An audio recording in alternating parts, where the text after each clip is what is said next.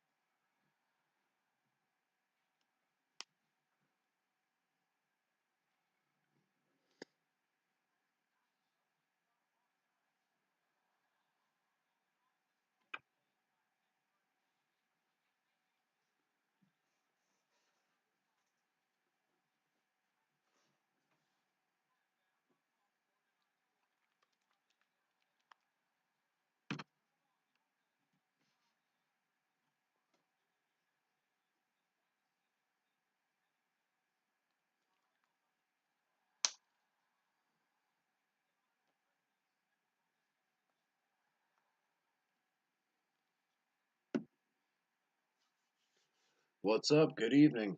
Thanks for stopping by. Can you hear me okay?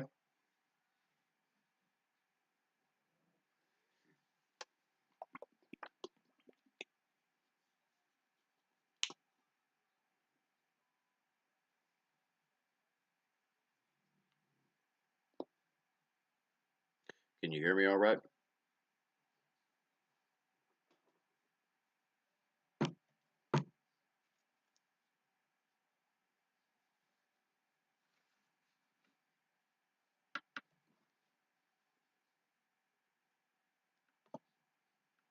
Awesome. Awesome.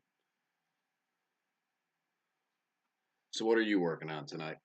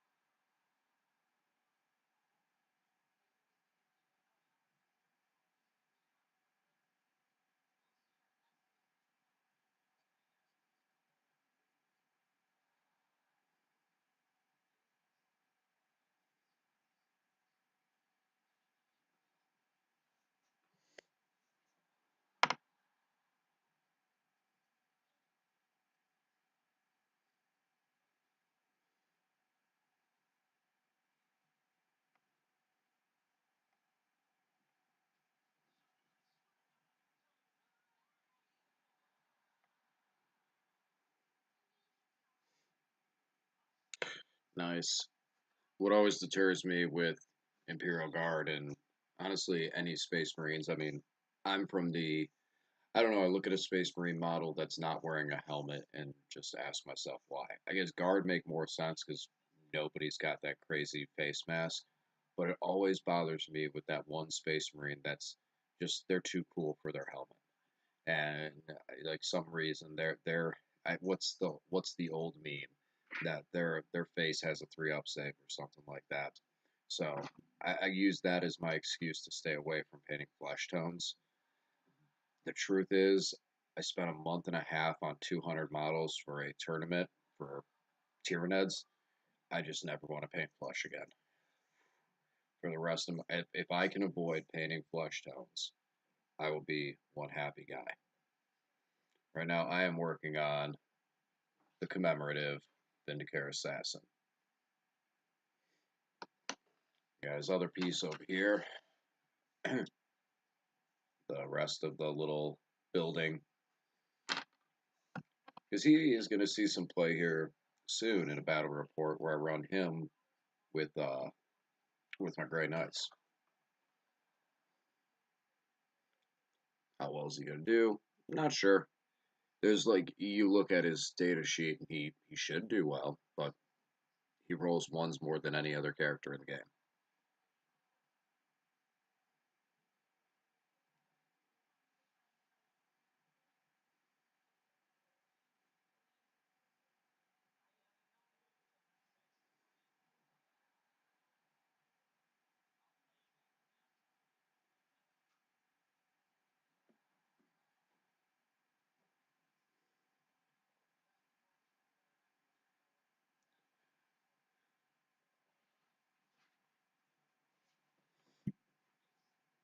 Arca Omens kind of gives him an opportunity to possibly be playable.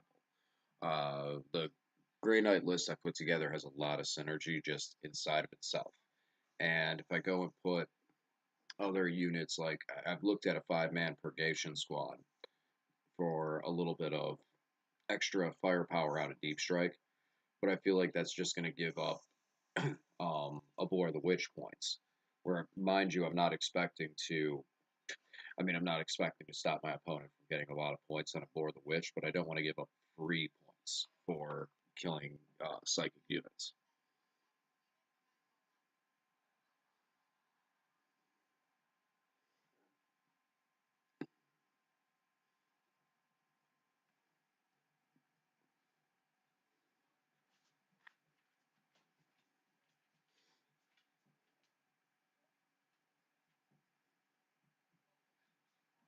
So I guess to finish the thought on him, I guess like the assassin is just oh, it's one way I can gain command points, and he can just kind of hang out in the backfield. And I mean, if he can go off and take out some support characters early on in the game, man, that's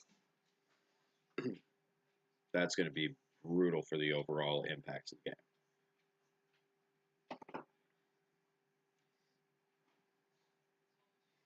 I just don't feel like I know enough about guard. I don't know enough about guard, but I feel like even so, going into guard, there's probably a good amount of characters that would want to hide behind walls because of the Vindicare, but at the same time, a lot of Imperial Guard characters don't really need to be standing out on the front line. What? Tell me a little bit about that.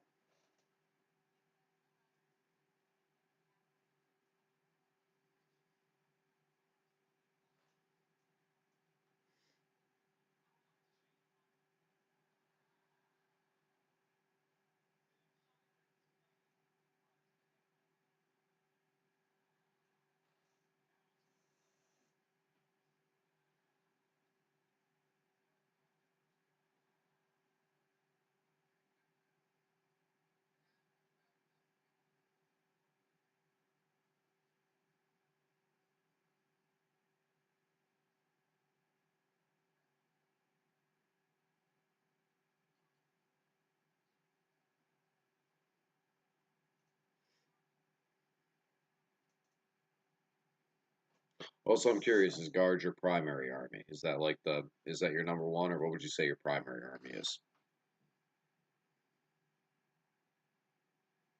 And anyone else who's watching in the chat, let me know. What are your primary armies? What's some stuff you're looking forward to running in Arc of Omens, and what are you working on?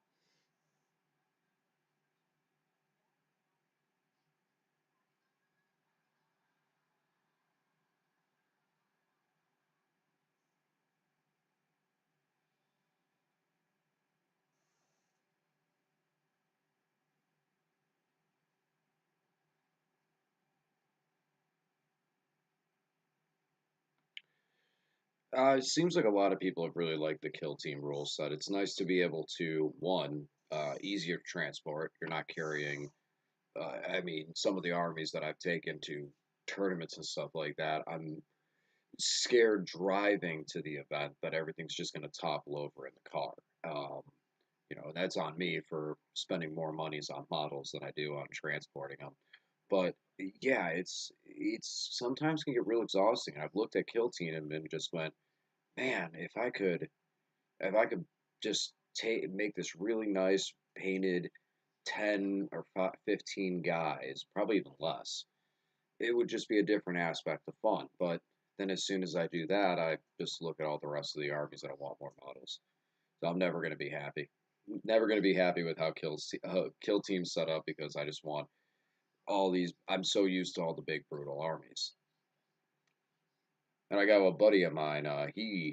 He's been actually in the 40K for a while, and I swear he's only played like one or two games, but he collects a lot of chaos, a lot of chaos demons and corn and stuff like that. And I talked to him about all the new corn stuff coming out, and he's still not going to play, but he loves the models. Hey Zach, how you doing today? Talking about Warhammer, what you guys are working on, models and stuff. I'm currently in the process of painting the commemorative Vindicare Assassin to get ready to use in a game coming soon with my Grey Knights.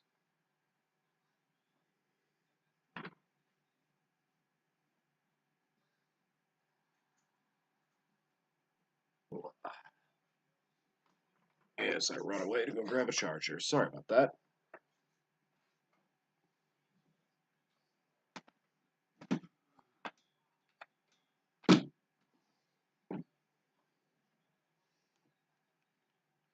You could say it's a chat for all of us responsible adults who knew better and stayed home than going and playing with our army men's at Las Vegas.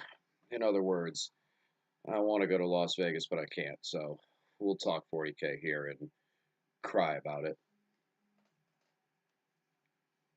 At least I'm going to cry about it because I really do wish I was at LBO this year. But had to change up jobs and just wasn't able to make it happen. We'll do it next year.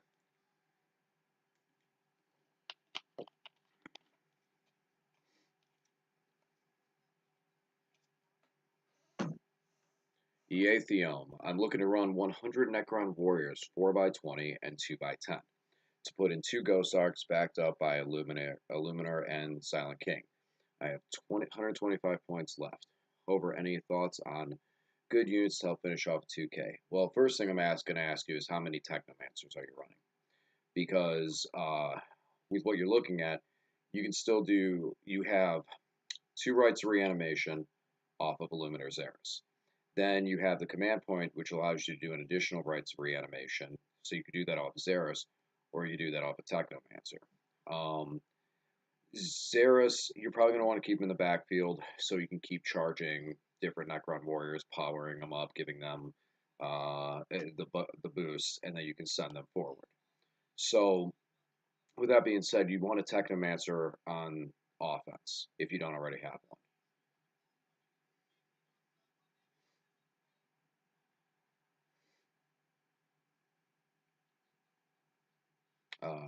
Running the Silent Kit. What's your dynasty too? Curious on what your dynasty is. Are you going Zarek dynasty or are you going off like going Mephrit with that?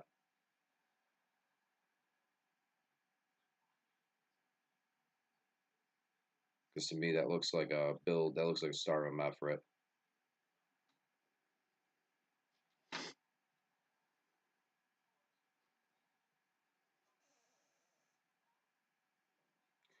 No, the Arcanum, it's very limited.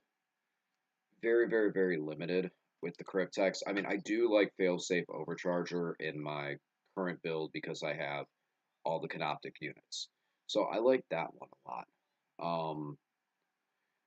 But I think that the Technomancer, you're going to want to just more keep him with get him a cloak and let him kind of follow with the warriors so that you have a good spread where your Technomancer can be up in the front on your front ranks and moving up at the front of your army with Xeris behind. This way, because if you lose your Technomancer, that's not as game breaking. But Xeris is more of a um, Xeris is more of a linchpin. First of all, he's more expensive than the Technomancer, so losing him is a bigger blow. And if you don't get those 5 turns, excuse me, of using his ability, or 4 turns even, because turn 5 might not matter as much. But if you don't really get to squeeze the lemon out of that juice, it's going to lead to that feels bad. I've seen him go back to the shelf a lot because of that. Range boost. I'm a maniac, 6++, and range boost. It's local, nothing too serious. Okay, so nothing too serious. At 125 points, best unit I'm going to tell you right now you're going to have the most fun with. And I did run these competitively, and I think they're a very good competitive option. Go, Annihilation Barge. Annihilation Barge next to the Silent King is a blast. Number one, we have Solar Flare. So for one command point, you can shut off cover. Boom. Love it. Number two, Tesla. 10 shots Tesla. And if you're not familiar with it, the Silent King specifically does say re-roll all to hit dice. That's not all successful hit dice. So you can re-roll the dice that you succeeded in hitting. And because the barge is core, you can give it my will be done for +1 to hit. So you're looking at 2 up with 10 shots. You roll them, re-roll all the hits, fish for the sixes. Man, that thing's fun because when that thing pops off and the first time you roll and you have 5 sixes on it, and you're like, I get to pick up and roll all these other 5 dice again. And the amount of hits that thing can generate is just really, really something cool. The Strength 7 is a really, really nice sweet spot to be able to handle all different levels of infantry and just make them make more saves than they want to have to make. But definitely an Annihilation Barge. If you're looking for something, like you said, locals, nothing too serious, Annihilation Barge, you're going to have a lot of fun with that thing. I highly recommend that. Where's my black paint? There it is.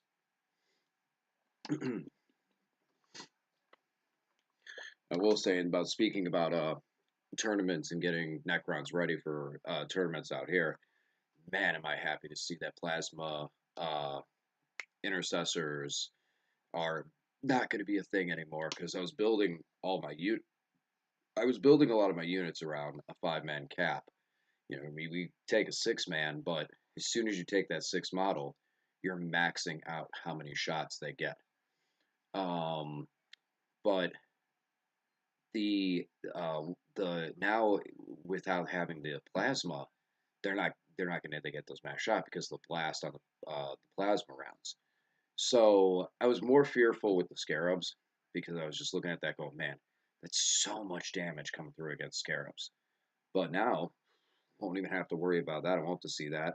I'll take a meltagun blast to a single scarab to blow up a base anytime.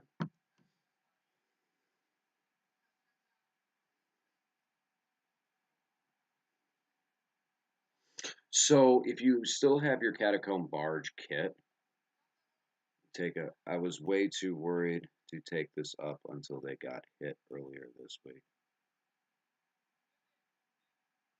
Take what up?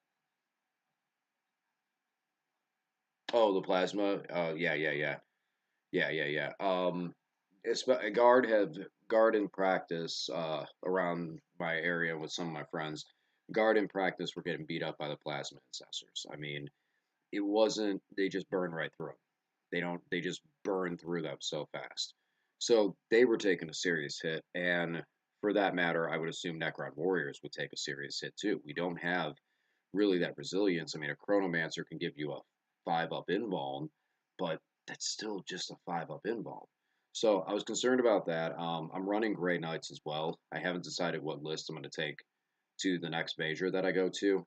Still figuring that out right now, and I'm stuck between all with my 3 lists. But with the the Grey Knights, I run Interceptors, and I run a 10-man of them. I run 3 10-mans at Combat Squad, 2 of them at a 5-mans. And one of them stays as a 10-man. And I looked at with the Plasma Interceptor, I'm like, they're just going to end my entire unit. They're just going to land, come out of Deep Strike, and go, gone. And so I was really kind of concerned about them. I was talking about a lot with how different armies could use them. They splash into too many Marine armies too easily. And I think that's more why they got the nerf than anything else. I think if it was like one army had a ability or a buff that could make the plasma intercessors better, interceptors better, then they might have not nerfed them. But because every single Marine army can just slot them in for 10 points, I think that will, or slot them in for their point cost into it. That's why they ultimately got the nerf.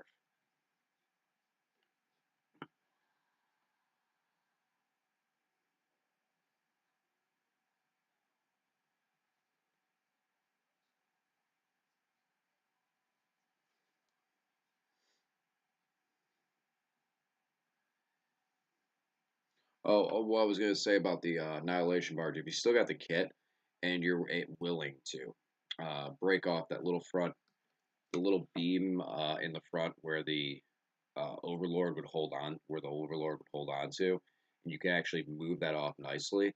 The gun piece will just sit. It can just sit in there nicely. It's an easy swap if you wanted to, but if it's a local and it's a bunch of buddies and some friends and stuff like that, I can't see them caring that much. For that exact reason, be like, hey guys, can I test this out before I break it? I mean, typically when I'm not doing games on stream, my buddies come over and they'll ask me like, "Hey, do you got anything on a 50 millimeter base I can borrow?" And or can you buy? Do you have anything on a 32 I can borrow? And those are the units that they just throw on the table and practice with them. The funny thing is, one of my buddies, he's practicing Tyranids and trying them out. He's like, "Hey, do you have anything I can practice for a Pyrovore?" So I sent him a picture of 3 Pyrovores fully painted, ready to go, and like, how about these? Will these work as proxies for a pyrovore?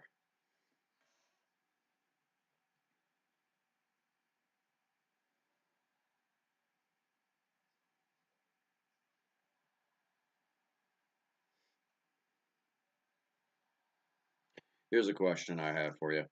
You ever how many people have primed a model black just to paint it black?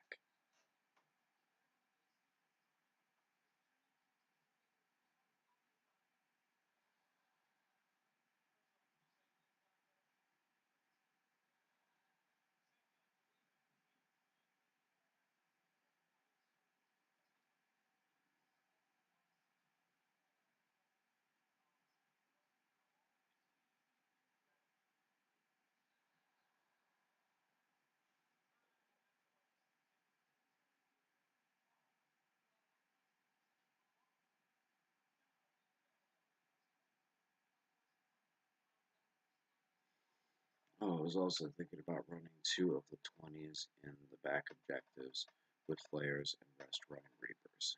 That's a good balance. I think that you're on the right pace with how that goes. I like running the reapers out of the ghost arcs. For the 10 mans like you were talking about, I like running them in the ghost arc because when you get out of the ghost arc, you get out within 3 inches. So if you need to get that extra gunmetal is all I've primed. Nice. Hey, that's one way to paint some crowns, baby.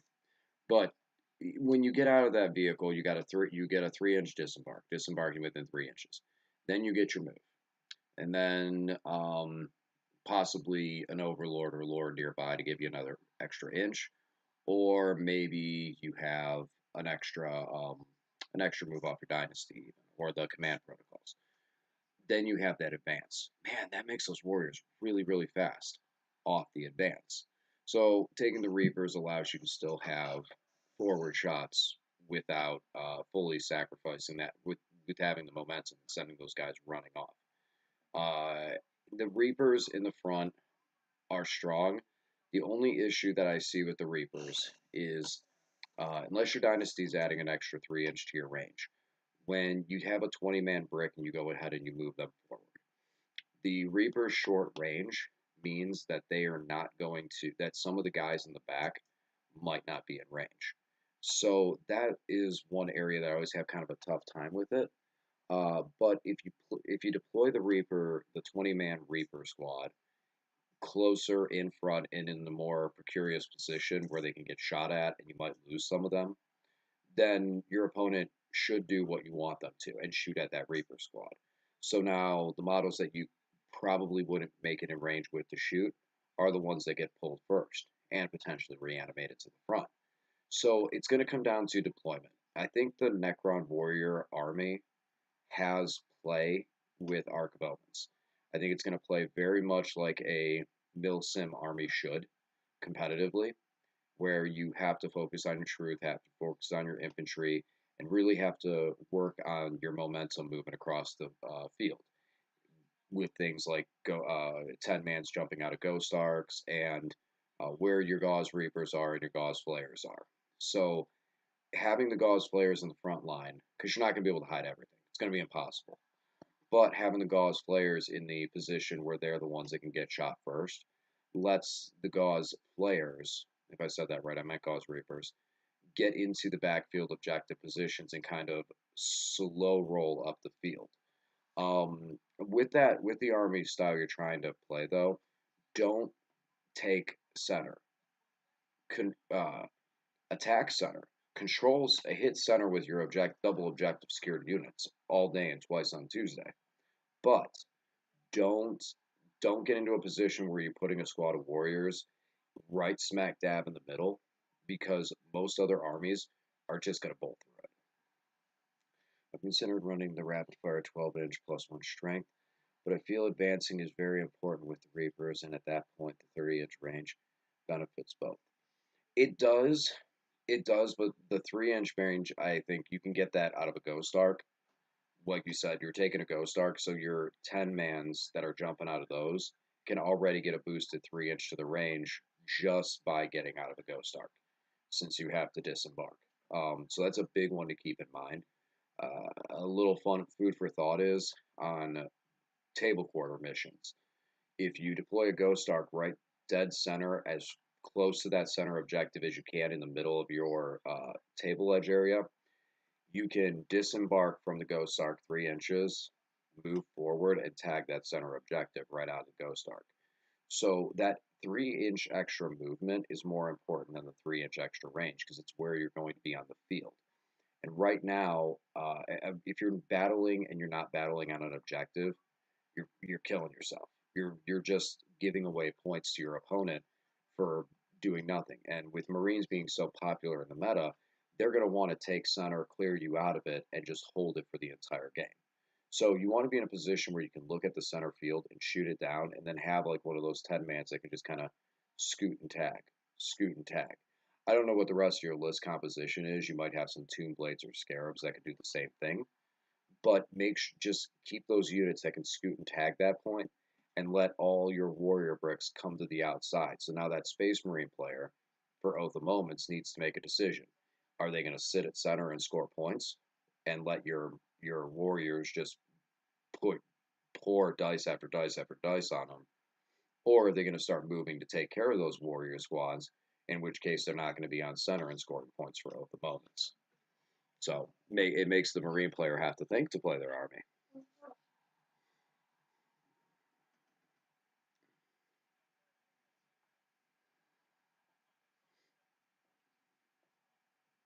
You got any orc players in the chat today? I'm actually going to start working on my orcs here pretty soon. Thinking about painting them up blue. Want to see what you guys think. I figure orcs would look at ultramarines and think, well, these guys are blue and they're tough to kill, so blue must be tough to kill. Paint our things blue.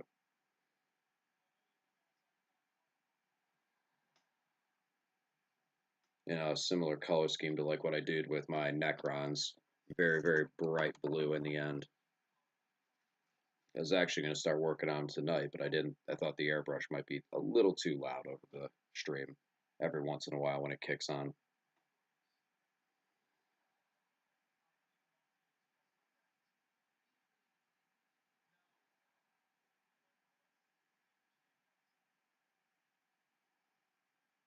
Hey, no problem.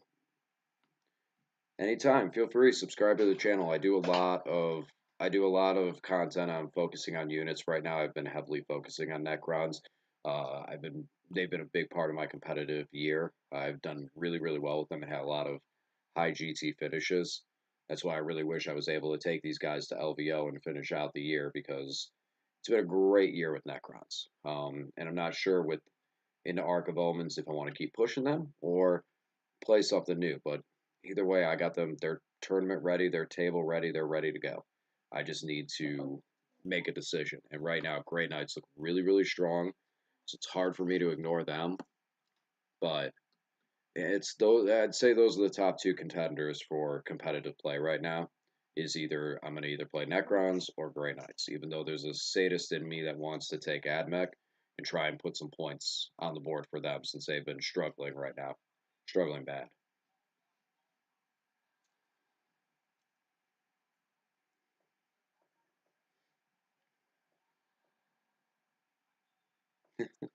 Awesome, thank you very much. Yeah, I'm got a game that I'm going to be playing this Sunday, which I should have edited out some point on Monday, going against Salamanders, and I think that's going to be a Grey Knight test. I'm pretty sure it's going to be a Grey Knight test there. But I might flip over to Necrons. It's going to be one of those two. And then a couple weeks later, I'm going to be taking on Iron Hands, and that's going to be AdMech because my AdMech can't make it through Iron Hands. Then that's going to knock them out of the competitive landscape for me right there out the spot. It's going to be a bust the bracket style of who can these armies actually potentially get through, and if I can't get through Iron Hands with a mech sized AdMech, and then they're toast. I'm done putting them away. But I appreciate tell your buddy I got a video going more into detail. I made a video on my Grey Knight list. And what I did was I said, okay, so I'm going to build this competitive Grey Knight list. And here's what goes through my mind when I'm trying to build this. And breaking it down is like, okay, step one, I'm looking at this. So I do this. Here's why, here's what I'm looking at, move on to the next. And I kind of break it down. I say, these are some options, but I went with these for this reason. It's a little bit of a longer video at about 20 minutes, but there's a lot of good insight into what I'm looking for, not only from a competitive list, but a competitive unit, and helping to show what different units bring to the table. So it's a couple good resources. Unfortunately for Grey Knights right now, they just don't have that many resources. Realistically, Grey Knights is basically a three model army: Dread Knight, Interceptor, and a character Terminator. Maybe four if you count Drago. He's a special character, and that's really basically about it. There's not really many other choices in the Codex, and unfortunately, they went and gave a silly rule called Honored Knights to Paladins, so they don't get any of the Brotherhood buffs. So the Paladins are just missing that one little layer to make them good. Because of course we are transhumans super expensive.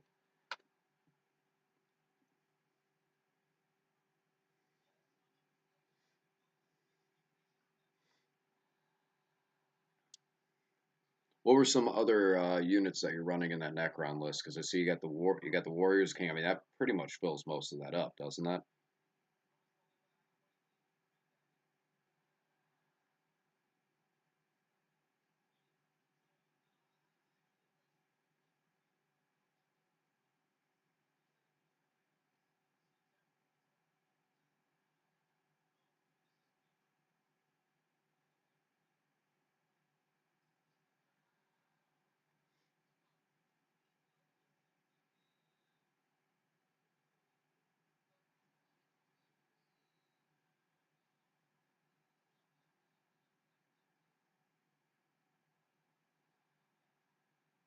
Ah, working on the plate for the front of the commemorative Vindicare Assassin. Xeris, 100 Warriors, 2 Ghost Arc, Silent King, and Barge. Nice. Yeah, I figured. I mean, when you get the Silent King in there, it really makes it I mean, that's almost a quarter of your points right there.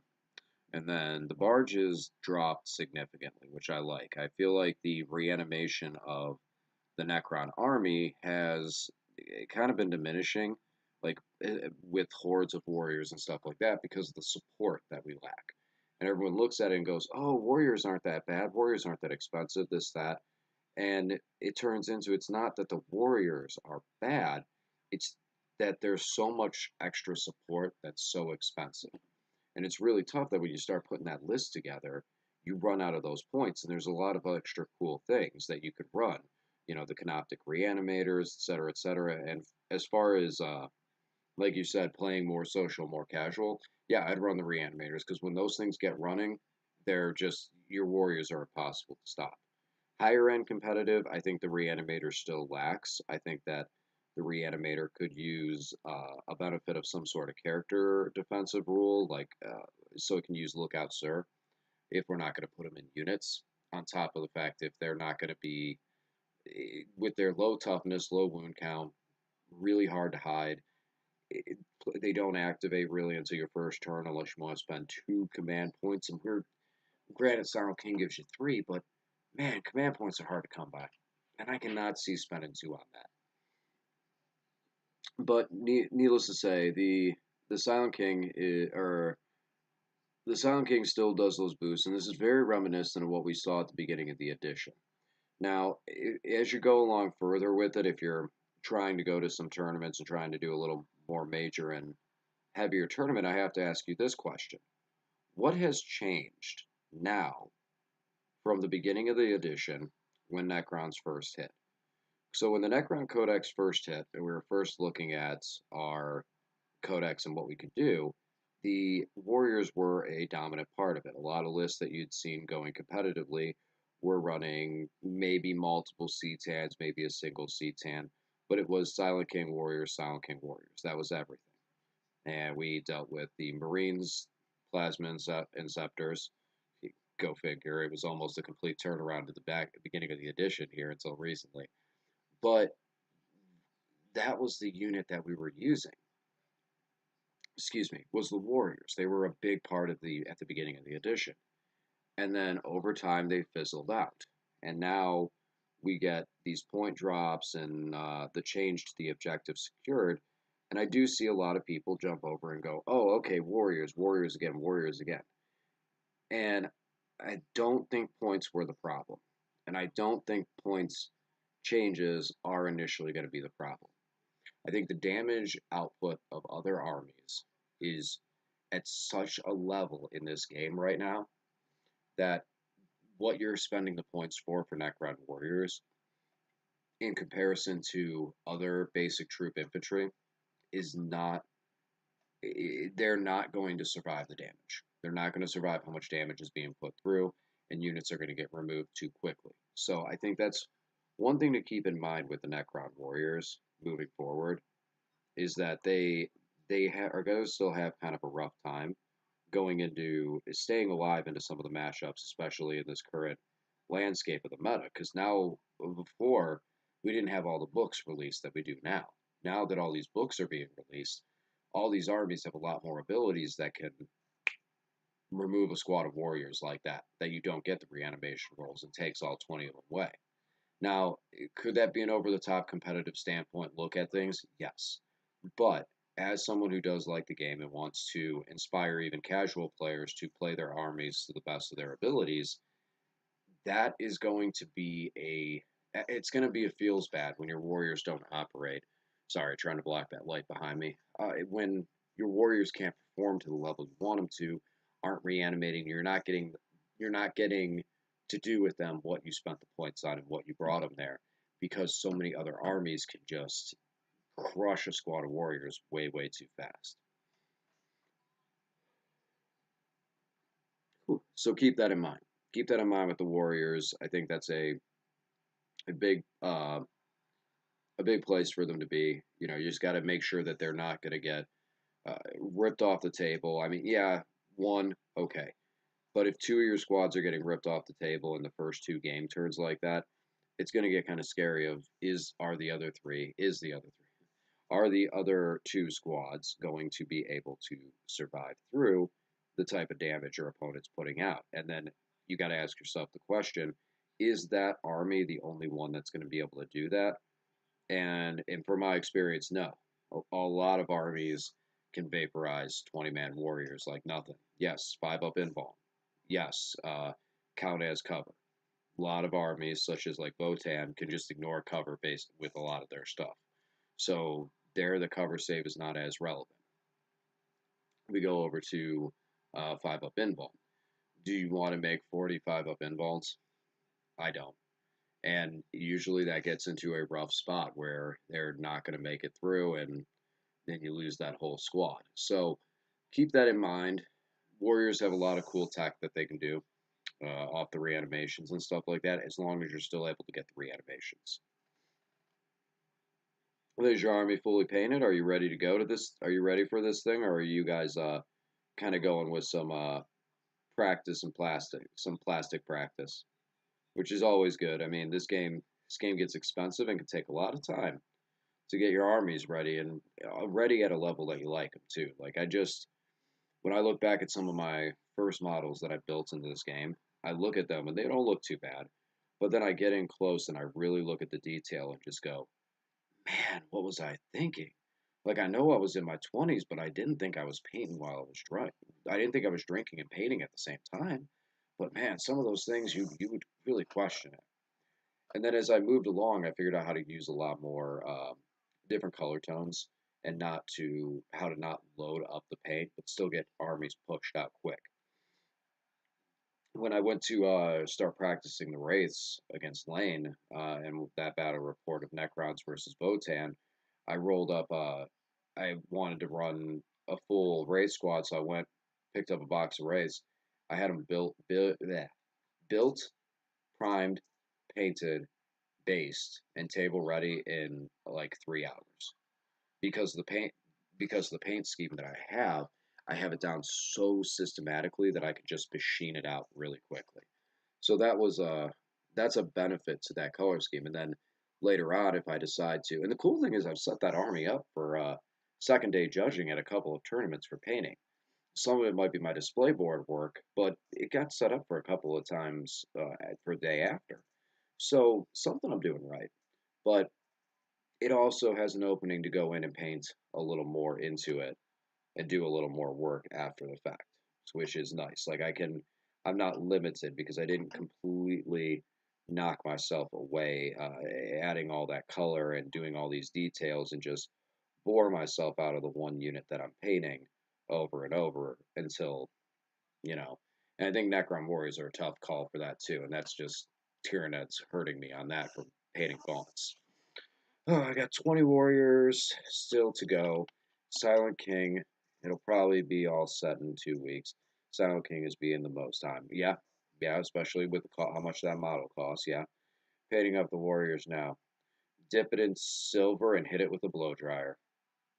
Never do that. Never, ever, ever, ever, ever do that. Although I've seen this funny trend online where people have been like loading up layer after layer of paint on models and like seeing how many layers they can get before it completely loses what the model was. And I've seen like a Necron warrior with 100 layers of paint on it, and you can still see the warrior model. Like you can still see like the weird arm stance of it holding the gun, and you can still see like some of the angles of like where the bone would be across the arm, but that's silly. But I think that's a fun thing to do, especially with some of these the battle boxes that we get when you have like extra warriors. It's I guess kind of a fun thing to do. I don't know. I don't know with Warhammer models. I'm in tough to go and damage them like that. I was working on some orcs yesterday. It was the first time I did this. I was about to working on some orc death dreads, and I picked up a box, a truck I have in the basement, a orc truck, and brought it upstairs and went, well, I have enough trucks. I guess I can turn this into a dreadnought some way, somehow. And didn't end up using it for those conversions, but I'm feeling an Optimus Prime. I'm feeling an Optimus Prime orc truck. You know, somehow take the orc and maneuver it around with the tires and everything, and put them as the legs and get the face plate over to the front. Have like an Optimus Prime looking truck. I think that'd be pretty cool. I got 3 of them as old dreadnoughts, and then I have a Death Dread model. But I mean, that isn't that kind of one of the reasons you play orcs, so that everything you have can be an orc in some way, shape, or form. Orctimus Prime truck. Okay, there it is. It's done. It's done. That's done. If it wasn't so loud and going to get it, that's it. That's it. Keep eyes on my channel for the premiere of Orctimus Prime. That's it. That goes right along with me wanting to kind of build a wrestling ring. I'm a big WWE fan, huge wrestling fan, and I wanted to build a wrestling ring as part of my display board. And right in the middle, standing there holding up a title belt, John Cena Orc. And then you put him in a transport so no one can see him. But, yep, Orctimus Prime. Orctimus Prime Truck Dread. He's coming. 2023 brings Orctimus Prime Truck Dread. And if I was rich, I'd go and buy that one Optimus Prime, the one that like voice activate Optimus Prime, activate like stands up and looks like it's breathing and stuff like that. It's like $500. Rip all those gizmos apart and turn that into an orc truck. But I'm not rich. If I was rich, I wouldn't be working a full time job and doing this on the side. Hopefully, one time all this that I'm working on could be full time and I could be here just making 40K content. Because if you can't tell, I love talking about Warhammer, and I can literally talk about this nonstop. So I've definitely now you have sold me on it. I am 100% sold. You will see Orctimus Prime. Yes, that's gonna be great. And I have some extra battle wagon bits and stuff like that that I could use if need be. But I'm sold. I'm sold. That's my next project. That's the next dread. I'll have to look and see because then I think was I was gonna give him like I was gonna do a split build like because you can take the what I like about the Death Dread is they have 4 hands and each one of the hands can be armed differently. So you can do all 4 with claws and you get +4 attacks. So he's got 7 attacks. Cool. You could do 4 guns, which is what I have the one squad of Death Dreads is four flamers on each one. And then for 2 command points, I can put them in the teleporta, and which I don't like that one. I know what we're trying to do with orc words, but there's sometimes that when you look at an orc thing and you say it out loud, it sounds more like you're trying to speak French poorly. Like it's like a bad episode of Friends. So it's like, oh, it's like je m'appelle teleporta, blah blah blah blah blah, and it just doesn't sound right. It doesn't sound orky, and teleportia or whatever it is just doesn't sound orky enough. But they, for 2 command points, you can put a vehicle unit of 19 power level or less into deep strike. Drop in 9 inches away. So the Death Dreads read that until they are set up on the battlefield for the first time, they stay together. And then once you set them up for the first time, they all have to be deployed within 6 of each other, and then they're separate units. So I'm looking at that, go, man, I'm going to take this. I got a 3-man squad of Dreads. All 4 have Scorch-Us. Strength 5, AP 1, 1 damage, 12-inch range. Drop all 3 of them down. So if my opponent has an Auspex scan, that's fine. You can get 1 Dread. Other 2 still get to shoot. If my opponent doesn't have an Auspex scan, that's 12d6 flamers coming out of reserve. And anybody who's watched the recent meta with what we saw from Zench flamers, granted, these are not, I'm not advancing and doing all this stuff. Like there was a lot of extra stuff that Zench flamers were doing that Death Dreads are not. I'm not trying to say, oh, look, these are the next new flamers. No. But there is some factors too. They're difficult to charge because of the Overwatch. It's still a lot of auto hit damage that gets through stuff. Strength 5 AP1 is nothing to shy at, especially with some of the guard. I mean, I love to drop 12d6 flamers on some guardsmen or other bricks of units. There's a lot of units that I think would really hate to get hit by that. And they won't have any close combat weapons, but I could shoot the flamers into combat. I just got to make it over to the shooting phase. So that's one thing I want to try out. I got Gork and Mork built up, the 2 Imperial Knight-sized Dread Knights. They dropped down to 300 points. And I'm looking at C-Tans going, I'm putting 2 C-Tans in a list and not shrugging at it, not even looking at. Granted, C-Tan has more survivability than Gork or Mork do, but man, them definitely taking them into some heavy consideration. The Mork not being able to give up 5-up Inbalm and protect a lot of my units, while the Gorgonaut is just mean. And funny little story, I was looking through the orcs and I looked through some characters and trying to see what type of vehicle support. So a lot of this is built more, I like Dreads, I like the Killicans, and I just want to build them up and mess around with it and see if there's any validity to it. It'll probably be good for a game or two on video on Battle Report, and then it'll go on the shelf while I work on something more serious. But it definitely is worth a shot, especially with no one really. The meta is so new, the meta is so fresh. But I'm looking at through the characters, and I see one character that I've wanted. So I was like, man, this guy's good, and his name is Buzzgob. He's a Forge World mech, and for us here in the United States, he cost about $60 USD. And I was like, man, I do not want to spend $60 on one orc dude.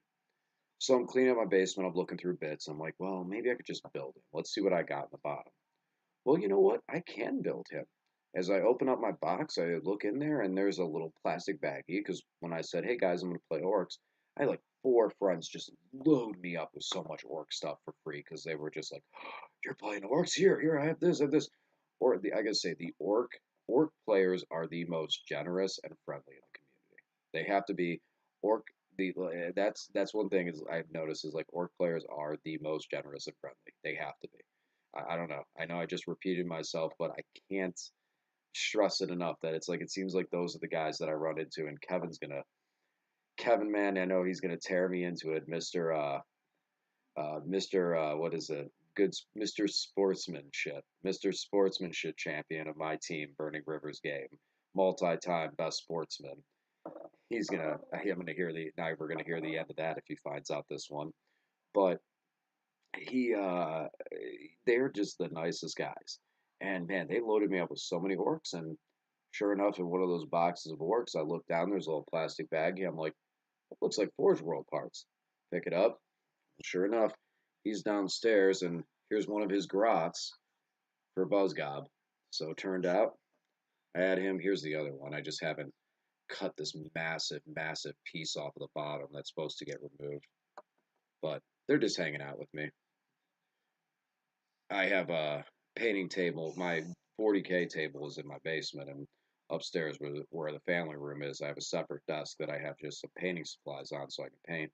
And of course, there's tons of toys on it because Warhammer isn't the only thing. I mean, I got a glowing infinity gauntlet up here. I'm a big kid. Like half the reason I had kids is just so I can walk around a toy aisle and people don't look at me. It's like, no, I'm not buying these for my kids. I'm buying these Legos for me. I have a Lego kit down here that I'm still waiting to work on. Oh, only played into GK Salamanders, Nids, Black Legion, and Eldar. I've only seen the WA in battle reports, and I hope it stays that way. I think Borks embody the hobby as far as modeling and creativity go. You can really make anything, and it makes sense, and no one's going to question what something is. Within restraint. Within restraint. So, you can't go and take uh, a Hot Wheels car and say it's a battle wagon. So you want to start and try and at least keep the dimensions and sizes relatively close. But when you look at um, when you look at like uh, but like you're right though. When you look at all like the different stuff, you can slap together just about anything. Because if you look into orc lore, what's interesting about them is they are a very powerful psychic entity that just doesn't know they're a powerful psychic entity. There was a whole joke back in codexes where back in third edition you could spend a couple points on a red paint job, and you could make and it gave them a +1 move or something like that, or reroll charges or something. I can't remember fully, but it made them faster. And it's like, oh, how do you make units go quicker? Just paint them red.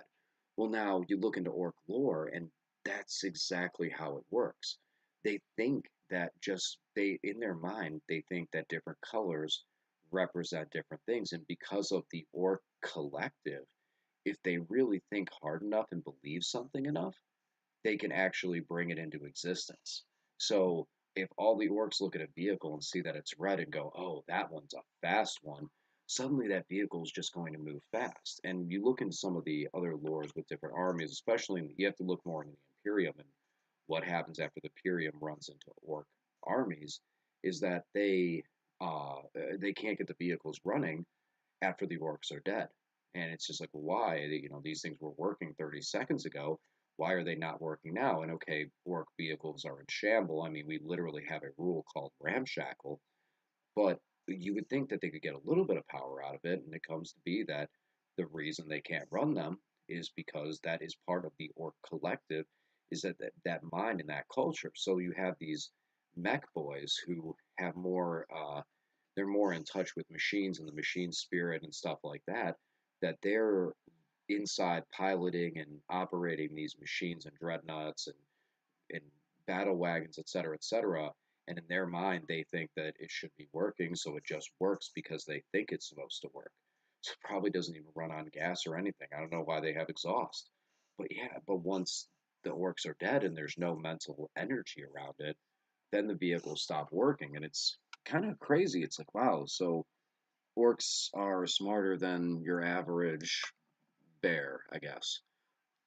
For as much as they play them off as being a dumb army, they're actually much more intelligent than they appear, as it would seem. You know, the army that was initially brought. I mean, and it kind of makes sense because they were the old ones birthed them, and so you know the old ones were a highly psychic race. So you know, I mean, grant that was the Quarks at that time, but eventually they just evolved or de-evolved. I can't remember that part, but to become the actual race that we know of as the orcs today. So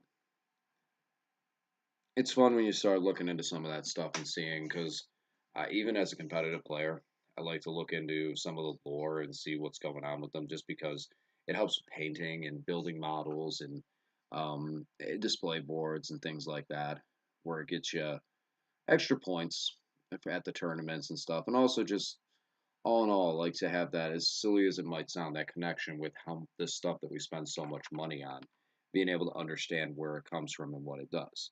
You know, I'm still definitely all about playing a fun game of Warhammer. I have a Warlord Titan in my basement, fully painted and assembled and ready to go. He's seen action twice.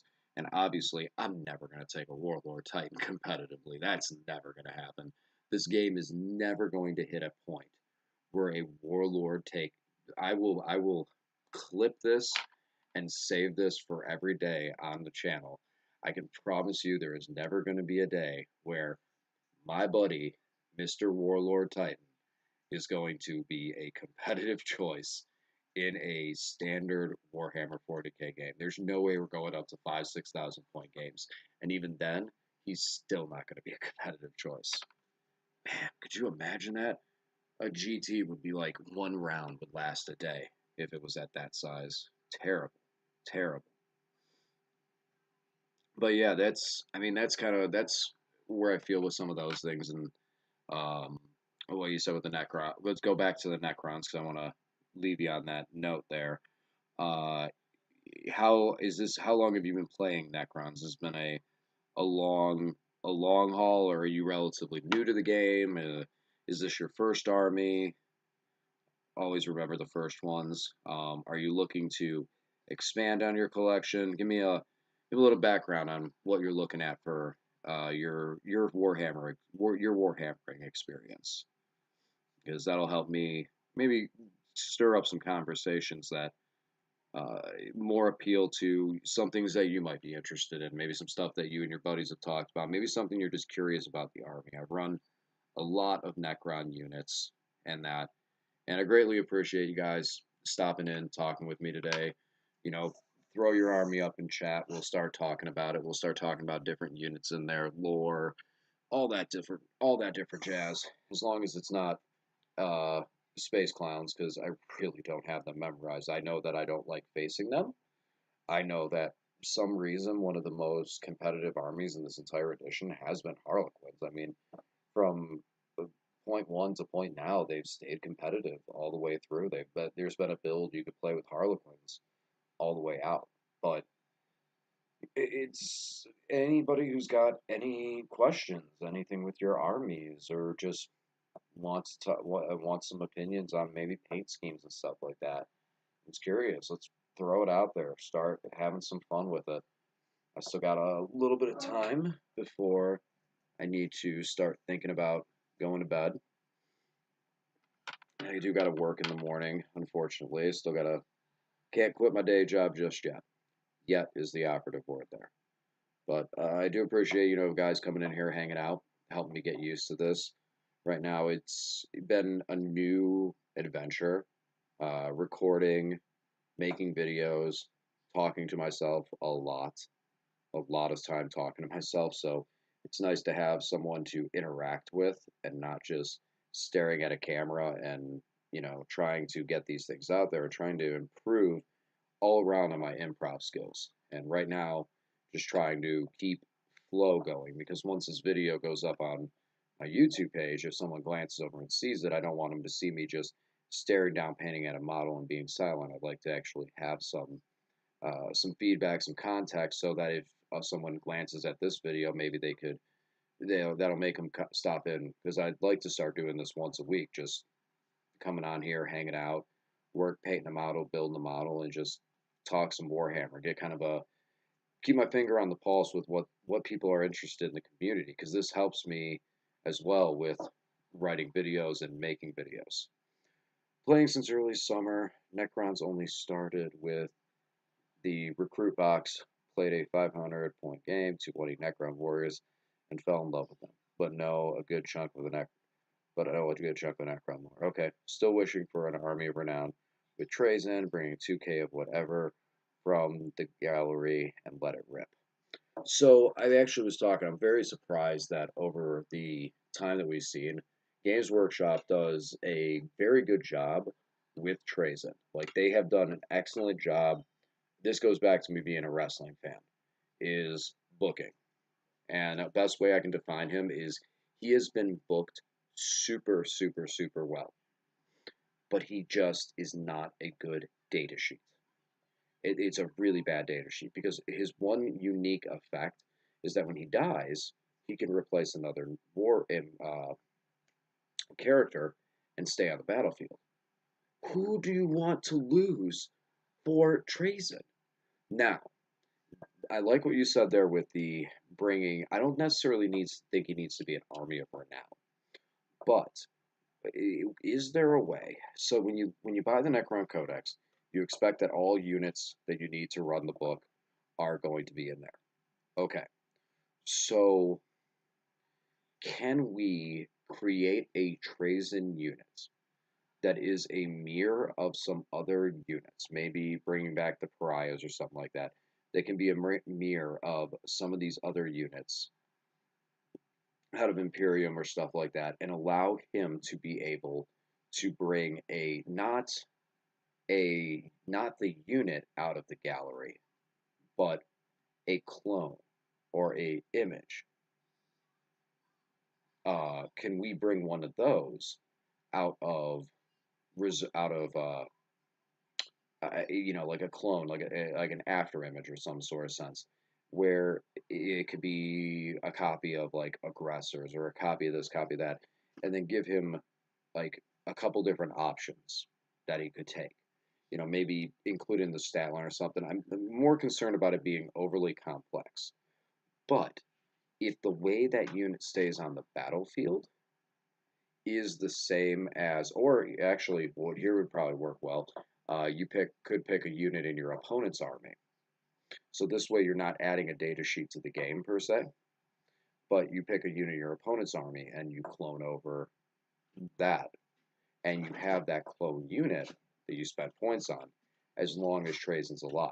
If Trazen dies, then he doesn't die; he teleports away, but you lose victory points, but the unit leaves too.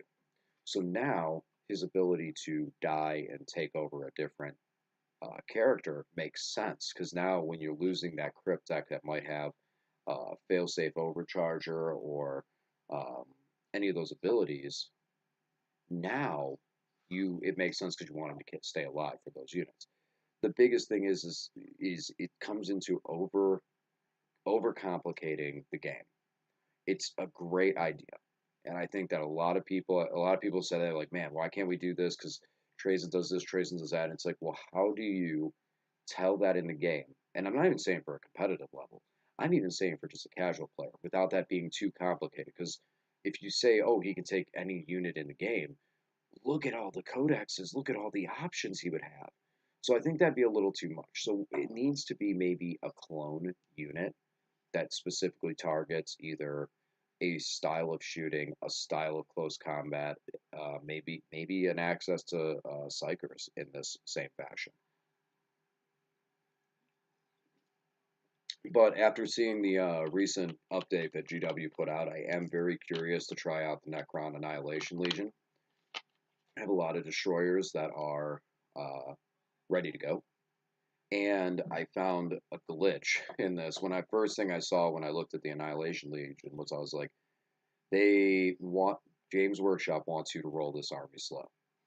Because it literally says if you're shooting at a unit that's at half strength, you get this buff. If you're shooting at a unit that's lost a model, you get this buff. So if you look in the Games Workshop rules, which I'm going to be doing a video on this soon when we talk about talking about wound allocation and how you can stagger different units and stagger their shooting, is you literally pick one destroyer model in that unit, resolve its shots, then move on to the next unit and resolve it model in that unit and resolve its shots. If at any point when you're resolving one of the models in the unit, any of those two buffs from the Annihilation Legion, the unit being at half strength that you're targeting, or the unit loses a model, now that effect triggers. So the Necron Annihilation Legion really plays into you running a single, shooting one by one by one. So that's I need to look into them a little more. I haven't looked into them because I heard through a bunch of my buddies who are deeper into the competitive scene that are at LVO right now, and some of which that I'll be playing with soon, and getting some games on their channels and stuff, which I'm real excited so people can see, hey, I do know a thing or two about this game, and I have some friends that have good names, but I'm not going to name drop right now who all those people are. But needless to say, they uh, that's going to be that list. That's one thing that I was not even looking at them because I thought they were gone, and now that they're available, and that Games Workshop fixed the fault so I can access old White Horse. I'm so happy about that. Now I can actually sit down and read it and not look off a screenshot off somebody's phone that the book curls into the middle because I don't know which White Dwarf that came out in. It was tough. Um, Still wishing trays and armor. I could see revamp the data sheets, drop relic bonus, and choosing to mind shackle an enemy unit that was killed, but his points would probably skyrocket. So the only issue with that and with mind shackling someone's units to be able to use that is, excuse me, having to use is touching someone else's models. So either A, you have to have a model ready of every single army, of every single unit that you could potentially play, or B, you're touching someone else's models. And regardless, I've had moments, and I would feel bad. I'd feel bad if I accidentally break someone's stuff, especially when there's some people who spend days, hours, weeks, and months on that. It gets tough. I thought you have to choose a full unit and allocate shots with each model in that unit before resolving another unit's attacks. That is correct, but it's not. You don't have to resolve all models at the same time.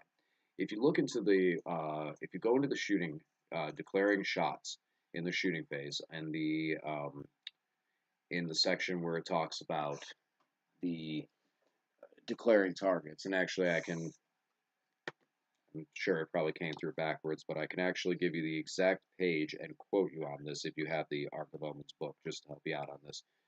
Because this is something, like I said, there's a video I'm going to be doing on this shortly, so I was looking this up recently. So, okay, let's get over here, psychic phase, shooting phase. So I'm on page 114. So, page 114, it says select a target. And then when you go over to shoot.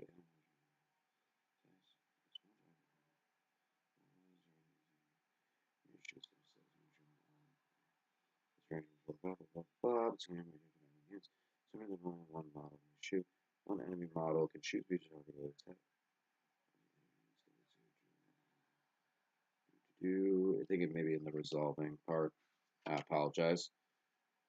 Making a hit roll. That's where it was. That's where it was. When a model makes an attack, make one attack. Now, the key word here is when a model makes an attack.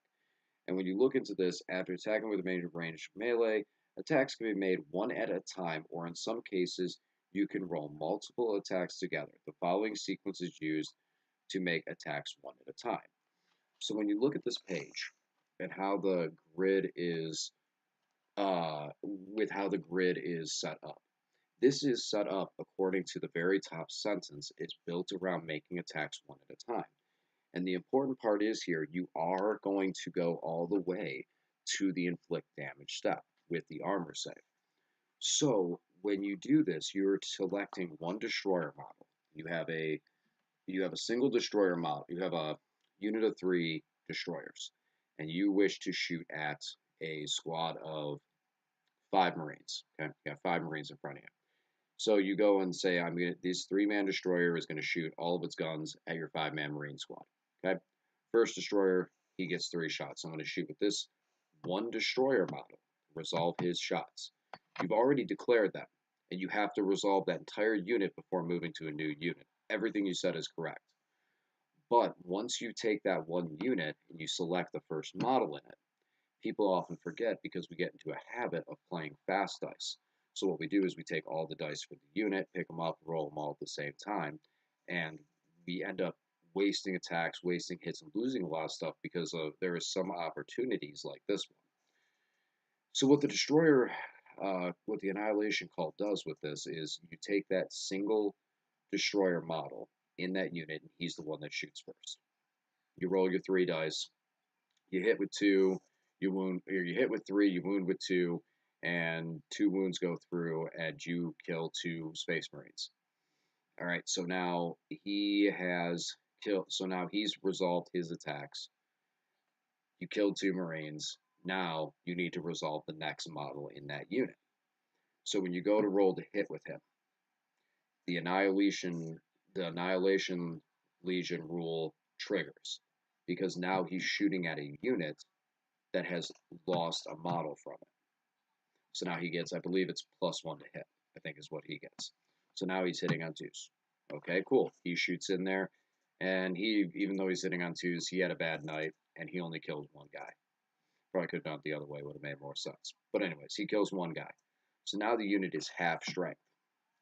Now you go to resolve the last model, and you're still on that same unit that you targeted. However, now the Annihilation Legion rule checks again.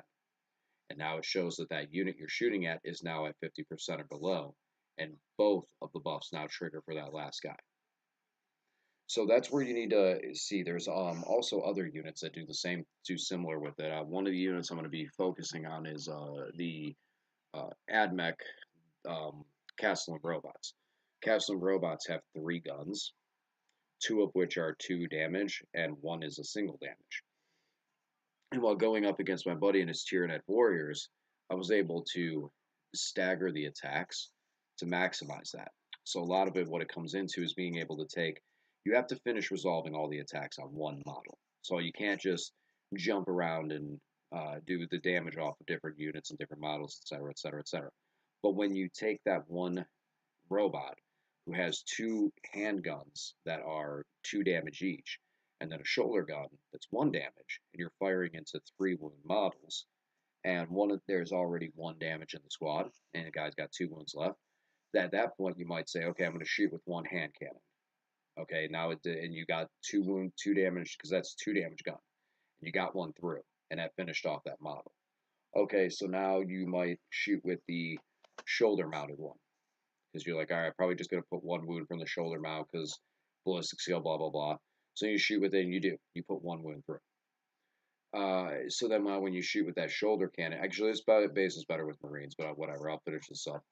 When you shoot with that the next hand cannon for the 2 damage, that just clears it away. Basically, for the AdMech robots, it works out better when you're looking at like, oh, okay, I hit you with a hand cannon, and there's 1 wound left. So now I move on to a new robot. I'm going to use the shoulder cannon for 1 damage to finish that guy off, and then try and put the hand cannons into these guys to put extra wounds on them. It helped in the scenario I was in because he had feel no pain, so it made for not wasting as much damage. And at the end of it, we were looking at the rollout. I probably killed two more warriors than I would have if I just picked up all the dice and rolled them in bulk. So it's a very important thing, and it works with combat too. That technically, the game is written in a way that we're supposed to resolve each model's attacks one by one by one. And again, that was on page 114, I said originally. I think it was 116 of the Arc of Omen's book, where you can actually read through everything in there, and that explains how the allocation works. And the very critical part to it is the fact that when you get to the um, that wasn't 115, 116, 117. It was 117. The fact that it states at the top in the little sentence at the top that the sequence is written for attacking with one model at a time. And then it does go all the way up to the damage step for it. So you are doing the damage and killing off the model. And when you look at the way that the Annihilation Legion rules are written, it was the first thing I noticed right when I saw it. I was like, that's this is going to be a slow army. But I don't necessarily, I mean, we don't have a lot of shots off the destroyers. So it's not like in one hand, it's like, oh, I'm rolling for each model one by one. It's like, but you get three shots. So, and after you hit that unit and get it to a point where it's like, if you're shooting at a vehicle, you're not going to space it out. You're going to spend 2 command points for extermination protocol and punch a hecaton in the face. And no, don't punch a hecaton in the face with destroyers. It's a bad idea.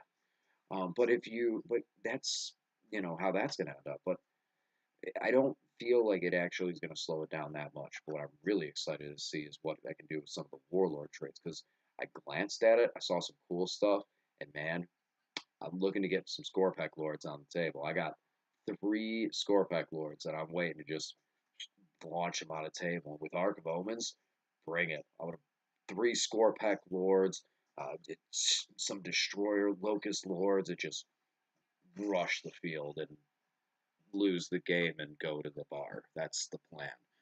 That's one of those armies that you just go, this army is going to look cool. It's going to lose brilliantly, and I'll be at the first one at the bar. Sounds like a good time. This way, you're not the last one in the bathroom because, yeah, I'm hearing messages already from people at LVO that, man, I feel bad for the staff that's got to clean those bathrooms. I would never, ever, ever want to work at a hotel. Oh man, I already had to do all-you-can-eat pizza buffets near Cedar Point because for those who don't know, I live in Ohio and I live near Sandusky, so it was brutal. It was brutal. But yeah, you do have to resolve the full unit's attacks, but you don't have to resolve. You can resolve each of the models one at a time. So it's a nice little way. It's a trick also used with orcs. The big choppas that you have. Where's my water bottle? You can get big choppas and choppas that do 2 damage into what do you call it? A squad of regular warriors, and you might that choppa's 2 damage. I'm not sorry, warriors like regular space marines. Well, that choppa that they carry is 2 damage.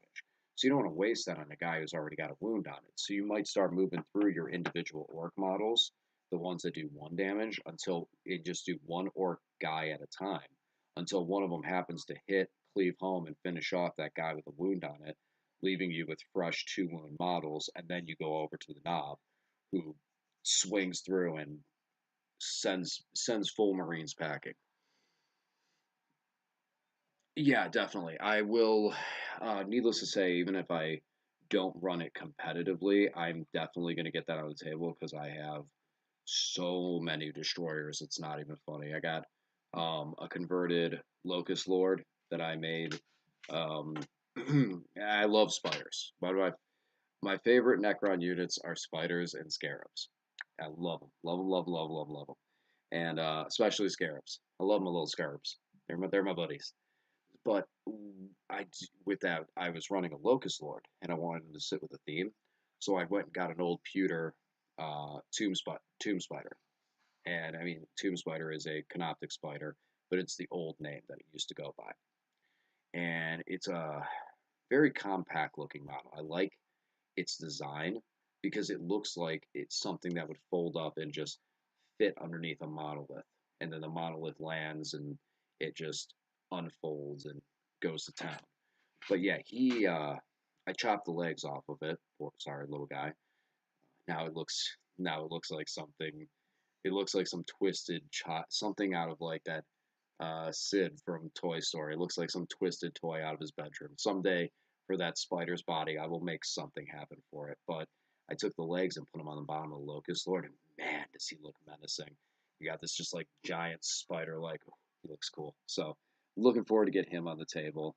Um, my Scorpec Lord, he has the Infinity Gauntlet, which is a big trigger with me and my Necrons. Is I try to always include a character with a Infinity Gauntlet on him so that I can use fits with my display board. My current list doesn't have one, but as we get closer to tournament time, I'll probably convert a Technomancer because my Technomancer who runs my list, my Canoptic list. And I don't know if you've seen the Canoptic harvest that I'm running with all the Novak Dynasty, but yeah, it's run by a Technomancer. The Overlord's there for show. It's like being the general manager of a restaurant. And I can say this because I'm a general manager of a restaurant. Is that yes, the GM is the boss, but I mean, come on, the assistant does all the work. And I love you, Chris. If you happen to tune in and hear this, love you, buddy. But and I'm kidding, I'm kidding. But no, it really it's my list is run by the Technomancer. So he's great. My Chronomancers are big support. My Overlord, I did actually use the Ferion for the first time. The Ferion the stratagem to get my Overlord Ferion, so I can do two my will be dones for two Wraith units. So I'm really looking forward to that. My Vindicare Assassin is coming along. I did a lot of I just went through and did some light highlights on them with I basically what I like to do, and this is a painting trick that I think helps for just speed and getting stuff done quickly. It still makes it look nice. Is I pick a color and I use that same color 3 times and I use it on a palette. So I'll put some like I'm using gray. So I put gray in the middle of my paint, and then off to the side I'll put black and water. And then I mix the gray into that black and water and I wash the whole thing with it so it's got like a light dark gray tone to it just to get in all the crevices. Then I go back over it with just the gray paint. Oh, excuse me, maybe a little bit of water to just cover it up, make sure it gets some of the highlights a little more. Then I go in with the gray with the white and a dry brush tone to really make it pop. And man, it looks like it's like hours and hours worth of work. But I mean, seriously, it's so quick and so simple, and it really makes things pop out. It's actually how most of my Necrons is painted. I to get that dark or get that really bright, impactful green. Because once again, I'm a big fan of wrestling, and it's got a Degeneration X kind of color scheme going on with it. But one of the ways that I got that green to pop like I did off there was first I just took directly white and just dry brushed it on the whole model, and then went over with the green. So I did the white lighter than I did the green. So if you're looking at like let's say this is the back of the wraith. So I would go and paint up to here with white, and then I'd go a little bit further with the green. So while I'm so when it fades off here and the green hits, you get that darker hue over here of the green that blends, but all of this over here that's on top of the white pops and really pops off of the green. There's actually kind of a description of it in the codex. That was what I liked as well too. I saw the way the color scheme was, and I was like, I just don't want to do silver Necrons. I don't want to do just the same old grays that we've seen over and over again. And mind you, they look nice. I can't say they don't. But I wanted something different. I wanted something unique. that didn't have that. I think it's because I played Grey Knights for so long too, and I did do my Grey Knights more codex colors, I guess you could say, just standard silver and gray. That I didn't want to do another army silver and gray, try and get away from the color schemes. And I think that's more what it was. But I was really happy with all around how it came out. I think it pops well on stream. No disrespect to some other gamers and guys out there that have done stuff and painted models and put them on video. But now that I've started to make my own videos and looking at other people and what they've done and what works and what doesn't, one of which that I watched recently, I looked at some of their models and I'm like, man, all you guys do is airbrush. All you're doing is airbrushing every single model in this army. But then I go and I look at some of their battle reports and I see what their stuff looks like on the table in a battle report, and I'm like, I you can't tell. Everything pops so nicely. So in one sense, I would think, maybe they do go back through and spend extra time on some stuff and do a little extra work, but it works. It looks nice and it looks great on camera. And I think for what they're doing, what I'm trying to do, sometimes that's what's most important is getting some stuff looking nice and ready on cameras, which is going to be a lot of my mindset for what I do with orcs and trying to get them all colored up and all set on camera. Whew. Put a little bit of light paint on this crest. Yeah, I got a couple more colors. I need to get a little more color on him. He's still a little two dimensional, but that is a cool looking model. He needs a little bit more to him. He still looks a little 2D. I got gray, I got black. Prime paint brass, red on shoulders, spine faces, gold accents for hires. You see, you're already painting more than me. You're already painting more than me on my Necrons right there. But for high status is Necrons, some earth shade green glow is all I do. I don't think painting other armies like that would work. No, uh, there is so the way I paint Tyranids and the way I'll probably paint orcs is a lot different than the way I paint Necrons. The Necrons you can get away with a lot because of the fact that they're um, the necrodermis that they're all made out of, all that metal, that you can get away with a lot of stuff with them. The Tyranids, you got flesh and bone on top of it, like the chin and spines and their backs.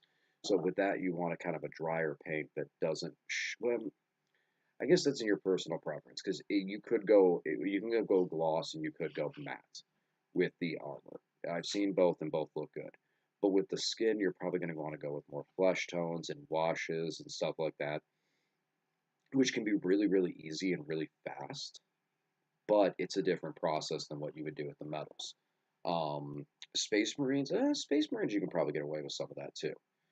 I think the biggest issue with Space Marines is with some of the models, they already have insignias on them, and they have like little shoulder pieces and little like banners and stuff on their shoulder pads. That you have two choices. One, you clip them off the model, which I've done. There's some times where I look at a unit, I'm like, why is this on you? This doesn't make sense that you have this. I mean, it goes the same with some of the banner carriers too. There were the paladins have. If you look at I'm trailing off. Before I get onto that, I've clipped some of those pieces off because some of those didn't look like they made sense, just like the location they were in. I think it's more like if you look at a Marine and he's got this really cool shoulder pad, but then he's got a insignia on it or a sigil, but then it's going like forward because of the way that the shoulder pad sits, because of the way that you put him together makes that little flag go the opposite way, and it didn't make sense. So I've clipped them off and sanded it down, which I mean for the most part that's a real easy fix because you just clip and file it right around the circle of it. But uh, Grey Knight Paladins, I don't get it. I don't understand it at all. The Grey Knight kit. So your buddy probably has noticed this right now too. For Grey Knights, we get 3 boxes. You have a strike. You have the box of power armor guys, which are either strike, purifiers, purge, or interceptors. 4 units all in one box. Nice. You got the Nemesis Dread Knight, which would be your Nemesis Dread Knight or your Grandmaster. You have your box of Terminators, which is Terminators, Paladins, or whatever character you want to make them into because we don't really get individual character slots or builds. You got Voldus and Drago as the only two, or Crow. I'm sorry, don't forget Crow. Crow's got a beautiful model. I just wish he wasn't so intensively around his needing his Warlord trait to function at a good level. I'd run him more otherwise. He's cheap, but the Terminator kit, the only difference between a yes, Christmas shopping for a Grey Knight player is very simple. Box of Terminators. Oh, I needed Paladins. Oh, I needed Terminators. How did you know I needed more characters? And just smile and be like, dude, what? You don't think I don't listen? Come on, I listen to you. Of course I know what you need for your army. Works out super simply. Just right now, you know what? Even the strike kit works because you can get interceptors, and interceptors are beasts right now in this edition. Like I've never had jump infantry that functions so good as interceptors work right now in this edition. And it's the only, they're not even jump infantry, but they're the only infantry like that has a jump pack style that functions so well and they function so good. It's amazing. But the Paladins, the only difference, because the Games Workshop has to make a difference within the kit. They didn't for the Purifiers and Purifier Strike and Purge. The only difference with those are they recommend painting the Purifiers more white. There's not really any difference there, except I'm sorry, the Brother of the Flame can has a sword stabbing through like a demon's head or something on his base, I think technically. But no, you don't. The only uh, what should I call it, difference between a Paladin and a Terminator is this little banner thing right on their back. And I have never built a single Paladin. I built them with it. And then I looked at them, and before I primed them, I broke them all off. Because I'm like, I'm just going to do this. Is not going to happen. I'm never going to make it through a tournament with these things. I'm going to take these things one time to a tournament, set them up on a display board, and look at 10 of them and go, well, 9 of them are correct because he broke on the trip here.